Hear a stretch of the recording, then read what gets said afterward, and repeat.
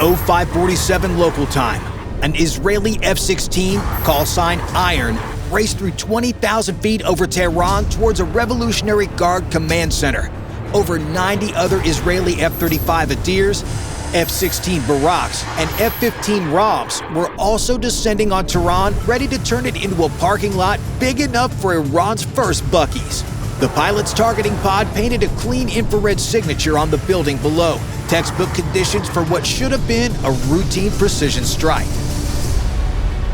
And that's exactly when his radar warning receiver exploded. Phased array lock, 8 kilometers, fire control track in under 3 seconds. He had about as long as a deep breath to decide if he was going to live through the next 10 seconds.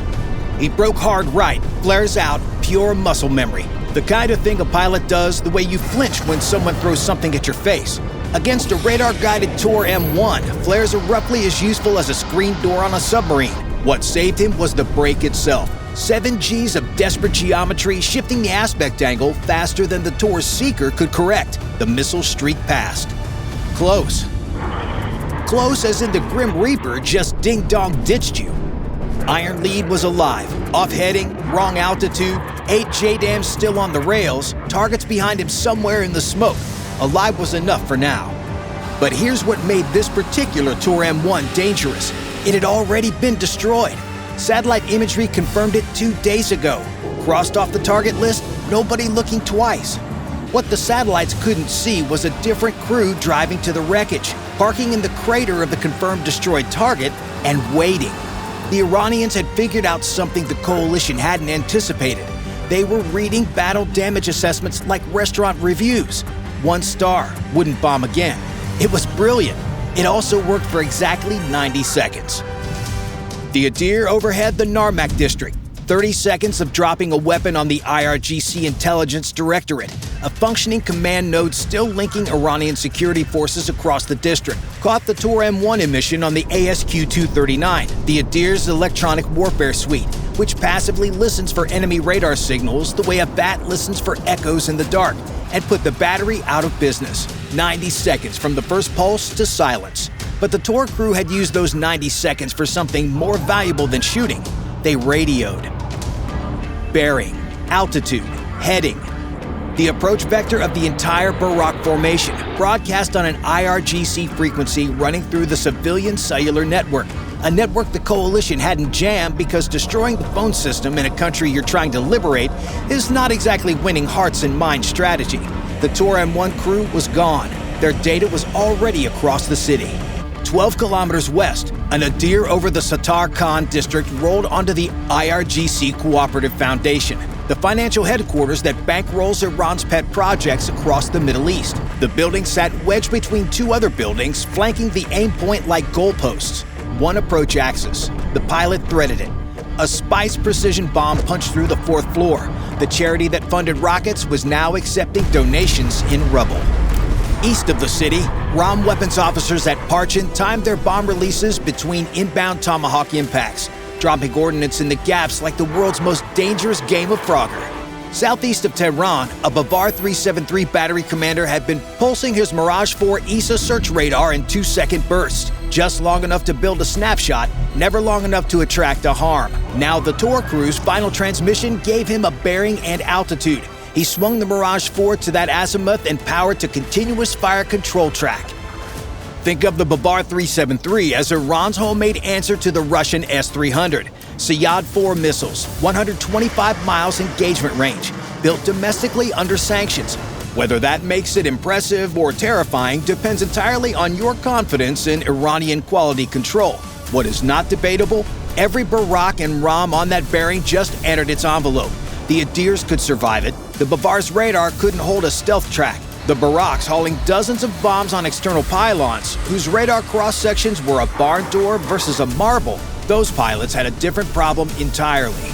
The same Adir pilot who had just swacked the Tor M1 caught the Bavar going active on his sensors. Second retask in 2 minutes. He rolled south and put a weapon on it. 20 seconds later, the Mirage 4 went dark for good. 2 SAM engagements in 3 minutes. 0 assigned ground targets hit. The IRGC Intelligence Directorate in Namark, a building that was coordinating Iranian security forces across 4 eastern districts, was still standing. still functioning, still untouched. And the Namark sector had no Adir overhead for the first time all morning. Below the SAM fight, the Baraks descended into 4 days of fire and smoke that made the city look like the mouth of hell itself. Granite Flight, the second Barak 4 ship, passed through 18,000 feet and watched the FLIR image turn to mud. 15,000. Worse, 12,000. Half of Granite Lead's weapons were SPICE precision bombs. SPICE scene matching works like facial recognition for buildings. A preloaded image compared to what the seeker sees, accurate to less than 3 meters. Through 4 days of accumulated haze, the seeker saw the inside of a dirty aquarium. Scene match failed. GPS backup, 10 meters circular error probable. But at this altitude, that wasn't good enough. The Besieged doesn't operate from isolated military compounds. Their command centers share walls with apartment buildings. Literally share them. Load-bearing concrete, families on the other side. Submeter puts the bomb through the correct window. 10 meters puts it somewhere in the neighborhood and crosses its fingers. They can't do that. The only sensors that could still see the ground were the Hermes 900 reconnaissance drones you see here orbiting below the smoke layer, feeding real-time infrared to every pilot in the package. Without the Hermes feed, the Baraks were dropping bombs on GPS coordinates they couldn't verify into neighborhoods where a 10-meter miss meant the wrong building. Meanwhile, 22 kilometers west, an Iranian Yak-130 armed with R-73E infrared missiles was closing in on one of those drones with a solid lock in the rear cockpit. The Hermes had no countermeasures and no speed. A fat infrared return doing lazy orbits at 8,000 feet, the aerial equivalent of a 3-legged horse at the Kentucky Derby. Every other sensor in the package, targeting pods, ASA radars, satellite feeds, could see through the darkness but not through particulate smoke. Infrared radiation scatters off carbon particles the same way headlights scatter in fog. The Hermes, orbiting below the smoke layer at 8,000 feet, was the only asset that could provide real-time ground imagery. If it went down, every pilot under southern Tehran was blind. The Adir, transitioning back toward Namark after the Babar engagement, spotted the Yak-130 on EOT's camera you see here, closing on the Hermes seconds from firing. He dropped toward the contact. But in the gap he'd left open over Namark, the Gap 2 SAM engagements had ripped wide open. A garage door was sliding up, and what rolled out changed the mission's calculus entirely. The Hermes caught it first, a heavy vehicle in a narrow Namark street, missile vertical on the rail. 4 figures at the base, connecting fuel umbilicals and the unhurried efficiency of men who have practiced this 100 times under fire. Adir 110, Iran's longest-range ballistic missile, with enough range to reach anywhere in Israel without breaking a sweat. The Adir is easy to fire. Roll out, erect, connect second-stage umbilicals, fire. If this crew had been prepping inside the garage and the calm, practiced movements on the infrared feed suggested exactly that, this missile could be airborne in less than 30 minutes, aimed at Tel Aviv, Haifa, or Ben Gurion Airport, where the pilots' families were huddled in shelters listening to the sirens. None of that was supposed to happen. The KAOC, the Combined Air Operations Center, the command hub directing every aircraft in the strike package from a bunker hundreds of miles away, retasked Granite Lead nearest Barak, nearest weapon. The Besieged command center he was supposed to hit 6 kilometers north would have to wait, or belong to someone else. Right now, a ballistic missile pointed at Israel took priority over everything. Single-seat cockpit, no weapons officer to handle the targeting while he flew.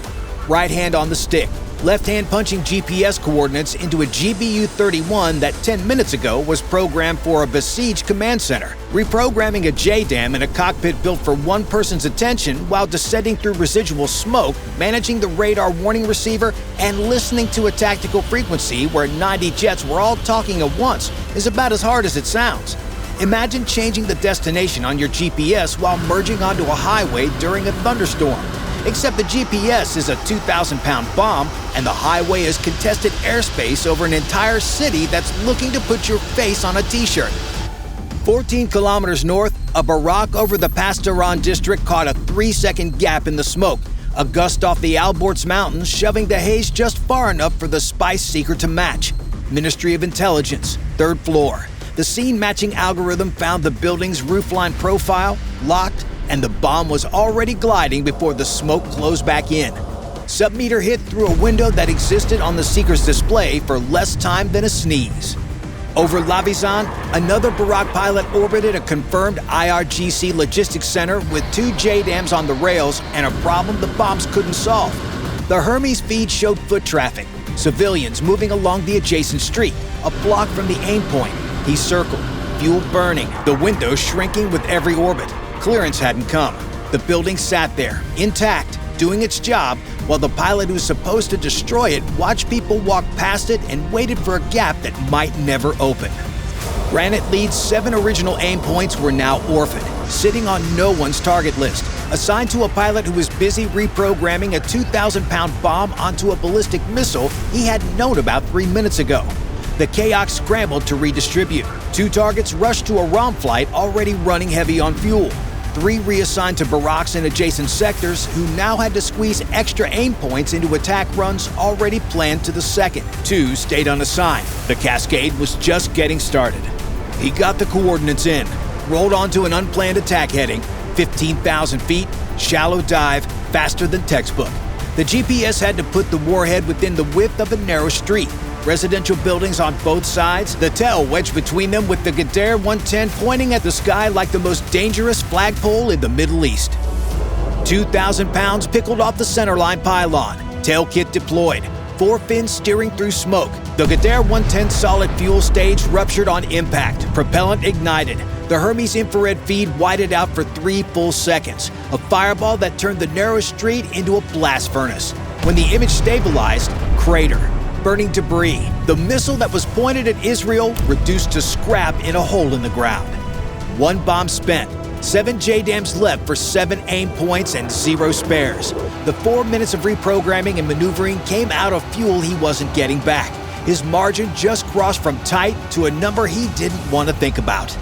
30,000 feet above the smoke, a ROM weapons officer was already working the problem. His APG-82 ESA radar you see here, an active electronically scanned array that builds ground maps using radar waves instead of light, meaning smoke and haze are essentially invisible to it, the way sonar doesn't care if the water is murky, could map ground terrain through the haze like it wasn't there. He cross-referenced the radar ground picture against preloaded target imagery, tightened the coordinates, and pushed updated aim points down to the Baraks through Link 16, the encrypted data network that lets every jet in the formation share targeting information in real time, like a group chat for fighter pilots, except every message is a set of GPS coordinates, not sub-meter, but close enough to put a bomb through the right block instead of the wrong one. The 2-seat jet doing the targeting math for every single-seat pilot who couldn't see his own targets. Over the Lavizan Mountains, the Adir that had bounced between SAM engagements and ground targets all morning put a Python 5, Israel's most advanced infrared-guided air-to-air missile, capable of locking onto a target from any angle and pulling turns that would knock a human unconscious, into the Yak-130 between the engines. The Hermes continued its orbit, completely unaware of what just happened behind it. The Adir pilot who started the morning with a strike list and a full weapons bay had now blown up 2 SAM systems and an Iranian aircraft in the span of 6 minutes. Assigned ground targets destroyed, 0. At this rate, he was going to come home with more hits than a pest exterminator and less mission completion than a husband sent to the grocery store with a list. Every retask had been the right call. The Tor would have drowned a Barak. The Bavar would have engaged the formation. The Yak would have blinded the entire wave. None of that changed the math on his fuel gauge or the aim points still glowing untouched on his display. He rolled back toward the Narmak. The IRGC Intelligence Directorate was still standing, but not for long. The eyes survived. The Barak still had a feed through the smoke, but Iron Lead, rolling in on Tehran Pars for this second attempt, was about to discover the most dangerous weapons in this district weren't on radar trucks or missile launchers. They were on rooftops. Iron Lead descended through the smoke toward the Basiz Regional Command Center in Tehran Pars, and the EOTs picked up something on the adjacent rooftop that made the next 3 seconds very personal. A figure, standing, tubular shape on the shoulder, oriented at the descending Barak. Misog 3, Iran's copy of the Chinese QW-18. Infrared-guided, shoulder-fired, 5-kilometer range, and a 4-kilometer ceiling that put Iron Lead squarely inside its envelope. No radar emission. The first warning is the rocket motor igniting, roughly the same reaction time as discovering a wasp inside your helmet at highway speed. The besieged carry these the way mall cops carry walkie-talkies. They never leave home without them. 3 seconds from JDAM release, and his rocket motor lit. His PID's UV sensors, a missile approach warning system that detects the ultraviolet flash of a rocket motor igniting, essentially giving the pilot a split-second heads up that something's trying to take him out, caught the plume at 5 o'clock low. Iron lead broke right, dumped flares, pulled hard enough to blur the edges of his vision. Release window gone. The Misog 2's imaging seeker wasn't a dumb heat chaser from the era when MTV still played music videos. Modern IR seekers build thermal pictures the way your phone camera recognizes faces. They don't just chase the hottest thing in the sky, they lock onto the shape of the aircraft itself. The missile climbed nearly vertical off the rooftop, pitched over toward Iron Lead's heat signature, and closed the gap at twice the speed of sound. But the brake shifted the aspect angle faster than the processor could track. The missile detonated on a flare, 50 meters behind the aircraft, close enough to feel through the fuselage like a boot kicking the tail. Iron Lead had burned 6 minutes on 2 aborted runs. At this fuel state, he had time for exactly 1 more attempt before bingo. The fuel level where the mission ends whether the target is destroyed or not. Third pass, same rooftops, same city, different geometry. Iron Lead knew the launch point now. EOTS had tagged it on the previous run, a bright infrared smear on the rooftop where the Misog 2's motor had ignited. He offset the approach 30 degrees east, put a 4-story building between his flight path and the marked rooftop. Steep dive. Fast. He pushed the nose down at an angle that would have concerned his flight surgeon and held it there. The math said 4 seconds. Minimum exposure time in the Misog 2's engagement envelope from the moment the rooftop came into the launcher's field of view to the moment the bombs left the rails. 4 seconds for the man with the tube to acquire, track, and fire. Against a jet descending at that angle, through smoke, with a building blocking the initial approach, not enough. 2 GBU-31s off the pylons in a 3-second sequence. Hard pull.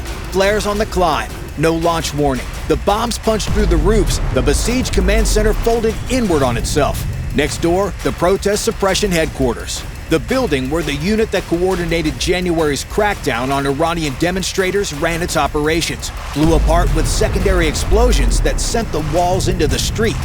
Southern Tehran, same time, different nightmare. Granite Lead rolled into his 7 remaining aim points through smoke so thick the targeting pod showed nothing but thermal soup. The Southern District sat directly downwind of a fuel depot that had been burning since day 2. Below 5,000 feet, the haze was nearly opaque on infrared. Every weapon GPS only. Supplemented by the Titan coordinates, the ROM Wizzo pushed down through Link 16. 30-degree dive. Release at 16,000 feet. 2,000 rounds. Tail kit deploying. 4 tail fins steering through a brown wall toward a coordinate he had never seen with his own eyes. Release, reposition, roll in again. 7 targets in 90 seconds. Mechanical, precise, an act of complete faith in a satellite constellation 20,000 kilometers overhead. 1 district east, upwind of the fires, an Adir put 3 precision bombs through 3 buildings in 90 seconds. Textbook deliveries in clean air. 1 district over, Granite Lead couldn't see his own targets. On the 4th delivery, a second Miska 2 launched from below the smoke. Someone spotted the bomb flash through a gap in the haze, or heard the airframe, or just pointed a tube at the sky and squeezed. PID screamed. Granite Lead broke, dumped flares. The missile climbed through the smoke and lost its mind. Finding a jet engine against the thermal background of a burning city is like trying to hear a whisper in a nightclub. The seeker gave up, self-destructed. The delivery was blown. JDAMs still on the pylon. Aim point missed. He circled, re-established.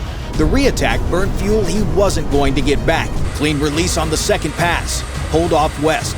Every pylon empty. Fuel gauge reading 4,200 pounds. Enough for roughly 11 minutes over target before the math turned from uncomfortable to him deciding where to ditch over Iraq. The last GBU-31 of the morning punched through the roof of a besieged weapons storage facility in southern Tehran, the building where the Misog 2 missiles that had just been fired at Granite Lead were manufactured, stored, and distributed to the men on the rooftops. The warhead detonated inside the warehouse and the walls blew outward. 90 aircraft, all heading west now, all pylons clean. If you enjoyed this video, watch our other video covering the F-35's first ever air-to-air victory that occurred during this battle. Bye for now.